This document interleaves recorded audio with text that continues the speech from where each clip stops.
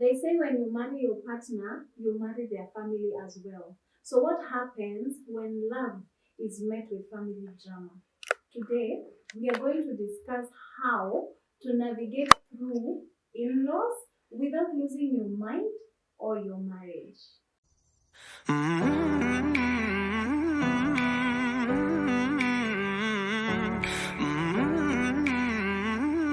So I'm going to discuss 7 ways in which you can use to navigate through your in-laws and make sure that your marriage still stays intact and you guys are okay.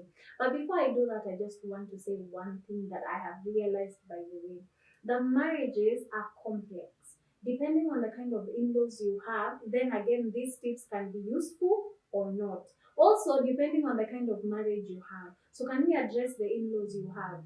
Some of us have in-laws that actually love you and they don't want to hear anything bad said concerning you. So they are rooting for you and they are rooting for you to stay in the lives of the partner who happens to be their family member. Okay, so they see you as the best fit for that particular person. So they are actually encouraging your spouse, even when you are sometimes at fault, to just stick with you. You are in a better place as compared to someone who from day one they were not wanted. That particular family thinks that you are the total opposite, like you're not the best fit for their partner and for your partner and for their baby or whatever. And that also is another dynamic. The other thing that also might affect, by the way, the conversation that we are going to have is also your relationship as a couple. Because if you two are not having a united front, then of course it is difficult for these 7 strategies to work in your marriage. So depending on where you are, I hope that these 7 powerful ways will be helpful to you. And if they won't be, then also if you have challenges in your marriage, even before we discuss some of these things, kindly sort it with your spouse. Make sure you guys are on the same page so that it is easier even to navigate through in-laws. Okay, so the first thing is setting healthy boundaries as a couple. Agree with your spouse on what is acceptable and what isn't. Communicate these boundaries respectfully to your in-laws without sounding hostile. We have talked, like as a couple, you need to set boundaries for yourself. How far can your in-laws come into your marriage? How far can you guys intervene on situations and issues in terms of like, this is as far as we can actually share, even if when we are going challenges, how far can we share, for example, details of our marriage, or what can we really expose out there? So depending on what you two agree as boundaries, then that is what you are allowed to like allow your family to know. And of course, even when you're communicating to them, especially for those that are not liked, okay, those that are liked can just go smile there and be like, no, we decided that this is what we are going to do and we want it because this is how it works for our family and the family will be okay. But for you who already they feel like you're stealing their baby and they have issues with you and your dressing and everything else that you bring to the table, then they will, you need to sound better. Don't go there like you're trying to show them that, by the way, I have this man, he's mine, or I have this woman, and by the way, you cannot intervene. Because if you sound hostile again, then those boundaries will be met with a lot of resistance, and then it will be again another challenge in terms of just setting them and making sure that they are enforced. The other thing is present a united front. Never let your in-laws see division between you and your spouse. Support each other's decision, even when one of you feels differently. So this united front happens mostly, especially at the spur of the moment. There's a decision that has been made, for example, in a gathering, and your spouse just says, you know what, this is what I think should be done. Even if you don't agree with that decision, don't be there telling them, no, no. It actually applies even when you have children. But now, because we're talking about in-laws, just don't show them that you're not in agreement with what your spouse is saying. Probably the language they have used and everything, support them. But when you go again home to your home or in a private area, then now you can address the issue as the two of you and be like, the way you said that thing, I didn't agree with it. But when the people were there, you are 100% support. So be united front. The other thing is avoid sharing. Oversharing, sorry. Avoid oversharing. Keep certain marital matters private. Not every disagreement or details of your marriage needs to reach your in-laws. There are things that by the way your people do not need to know. And this is what I will tell you from my own experience on this part of oversharing. I had a cousin of mine that we were living with, and we had an issue, my husband and I, at that particular time, and it was a big deal. And at the time I was sharing with her, she was not in the country. So it's like I was talking to someone who's far away, and I knew by the way she will not say, and of course because they're not like they won't meet at any point, so it's okay because now I have someone I can talk to. She's close to me, and I'm telling her my stories, nini, nini. And at that time, I also needed her help so that she can chip in financially for me to do something that was pertaining that particular challenge that we were going through. And because now you have to explain why do you need the money, why is it your spouse being the one to give you the money and the other. So I explained everything. This is now what we're talking about oversharing. And I shared. And then something happened with her and she had to come back. And when she came back, she came to live with us. You can imagine. So I've already made my husband look like a very bad person. Of course, the situation was bad. But then the person who I made that my husband look like a monster, now they have come to stay with us. And I noticed that she was very she had like built a wall. She was behaving as if she's the one who was wounded, like she was the one who was upset or something. And I could see it. My husband did not really pick it up, but I picked it. And then she's those ladies that hardly ever know how to hide their emotions. So we were really having a challenge. And when she went at some point we had a conversation, and then now she told me that at that time she was very bitter and she had carried that bitterness for me. And at the end of the day I'm like, okay, why are you bitter? Because the issue didn't happen to you, it happened to me. It was an us issue, and when I was sharing, I wasn't sharing because I was bitter. I needed the help so that we can solve that particular issue. So me, I'm okay, so why are you still bitter? So she carried my bitterness. And this is what we're talking about oversharing. You might actually have a disagreement, and at the end of the day, the two of you talk about it and deal with it and solve it. But the people you're telling, because they love you, they are your family members, they take everything to heart, and sometimes they tend to like be on your side and act like your defense. So every time they see your spouse, they see them as a bad person because you're when you are talking, probably because at that time you're upset. So even the way you're talking about that issue, when you're talking about that person, you're very bitter, you're very upset, and you say words and you say things probably sometimes you don't mean because you're speaking from the temper that you're going through. So it can be very challenging to change their perspective after the disagreement because you have dealt with the issue. The two of you have sat down, you have dealt with it, but now the people that you told are carrying offense, and it can be very hard for your marriage now to come back, and especially if you're sharing with parents. Can you imagine if someone's parent now sees your husband or your wife as a very bad person? It can be very hard to like change their perspective. So also just be careful what you're sharing, and if you have to share, because sometimes you need them to be there for you, probably it is a very sensitive matter and they need to be involved. Also see how you will deal with it so that you have parents who will support you through it and they won't pick sides at the end of the day. Respect their role. Show respect for your in-laws even when you disagree. A little honor and appreciation go a long way in reducing tension. And this one, where we're talking about respect their roles, right now you are like the main person in your spouse's life, but that particular in-law as well has a hand in probably raising this person to the person that they have become today. They might have played a small role, a big role, or they are still playing the role in the life of your spouse. Just because you are the main subject right now living with the person does not take away the in-laws role in the life of your partner. And for that reason, whether you disagree with that particular in-law, don't be disrespectful, honor that person and appreciate them, because at the end of the day, they are the reason as to why you probably have a very good husband, you probably have a good wife, because they are learning or they were taught by this particular in-law. So you need to respect them. And that one is also very helpful because when you respect their role in the lives of your partner, then it helps you to also know how to talk to them. You're not very quick to speak to them, you don't speak to them anyhow. Even if they they're not well financially, probably you're doing better. Don't look down on them, because there are so many factors that you need to need. So respect the role of the part of the in-laws and what they have played in the life of your partner. And that being said, you need to appreciate these particular parents, even for taking care of that particular person to the age that you found them in, and just being that supportive, motherly figure in the life of your spouse. The other thing is manage expectations.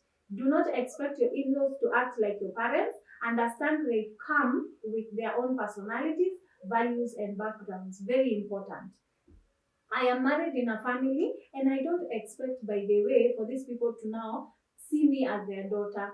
They are actually not my parents. They are the parents of my husband, and I don't expect them to treat me with probably any special treatment. Of course, looking at the fact that they have different personalities, values, and backgrounds that they are coming from, there are things I will not expect from them, because if I expect them, then I will be very bitter if I don't receive the reception that I expected.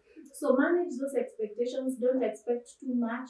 Appreciate the little they are giving you in terms of appreciation, in terms of whatever probably, and how they are treating you, because that is how they are.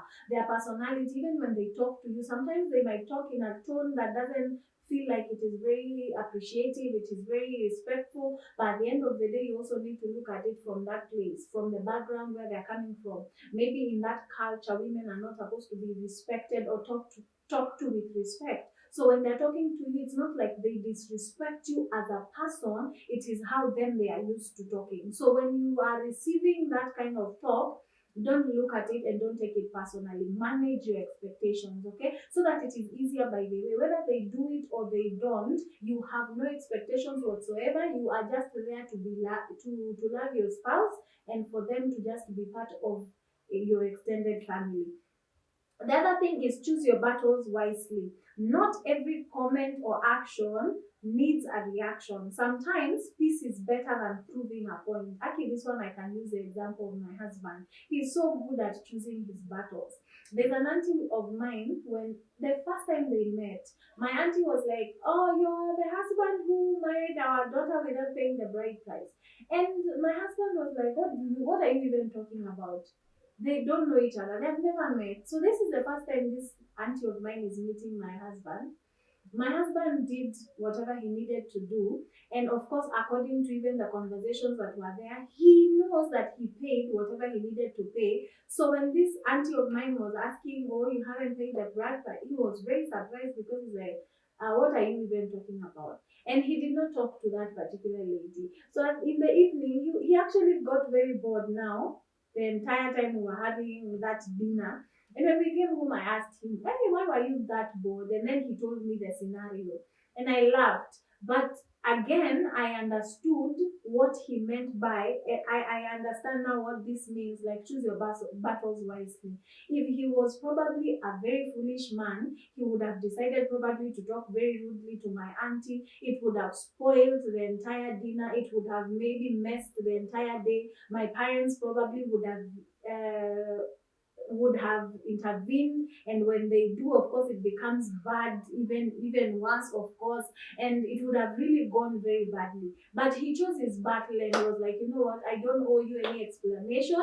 I'm not married. I've not married your daughter. I've married your sister's daughter, so you know what, I'm not gonna have this conversation with you. I am keeping quiet." Did he tell me about it because it is something that really offended him? Yeah, he talked about it. And now what we did, we went back now to where we are setting boundaries, and we were like, "You know what? When it comes to that particular auntie, we cut ties completely, or we reduce cabs." And when I am probably having a conversation where she is, or going to an event where she will appear, I tell him in advance, so that he comes prepared with his with his comments checked, okay, or he knows in advance, so that he can prepare himself, because there are people that you will meet that just talk anyhow. And maybe if you're short tempered, you will be very upset by these people, and you might actually be replying them, or defending yourself, or defending the honor of your spouse. But at the end of the day, you will end up making things worse for them. So in this one, you choose your battles. You decide, you know what, I would rather look like a fool. Let me keep quiet and end this conversation. But now I put boundaries. Okay. The other thing is prioritize your marriage. Remember, your spouse comes first. Make your decision and actions protect the unity and health of that relationship. This one comes to now, basically, for example, if there is a disagreement between now the in-laws and even you guys as a spouse, what we're talking about in terms of like just prioritize the marriage. Okay, I know that as a spouse, you have been offended by my in law. So, what I am doing, because that person is important to me, but right now, when we're having this conversation, the marriage is also a priority for me. So, what am I going to do? I'm going to put a boundary between you and them. And the boundary is not to prevent you from talking to my in laws, it is for me to protect this marriage. So, the decision that I'm coming the decision that I'm coming up with will prioritize my marriage, not my in-laws. Talking about in-laws, there's another thing that I have to say here. In-laws are very funny and they're very interesting human beings. You know, we love them. These are people that we have known. These are people that have taken care of us. So there's a respect that we come with, and we expect probably that they will respect the decisions you made in terms of the person you chose, in terms of probably the kind of life you have decided to live with your spouse. But sometimes they tend to intervene in some of those things.